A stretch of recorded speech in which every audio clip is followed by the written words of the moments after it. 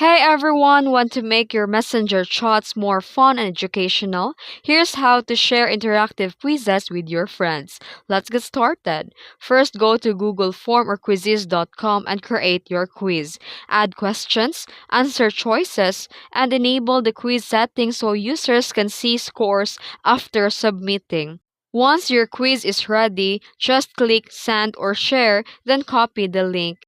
Then open the messenger and paste the link into the group chat or DM and hit send. Friends can tap the link, take quiz, and even share result back in the chat. You can turn it into a friendly challenge who scores highest win. It's great for trivia nights, group study, or team bonding. And that's how you share interactive quizzes in messenger chats. Make sure that your conversation are fun and engaging. If you found this video helpful, don't forget to like and subscribe for more smart tips. Thanks for watching.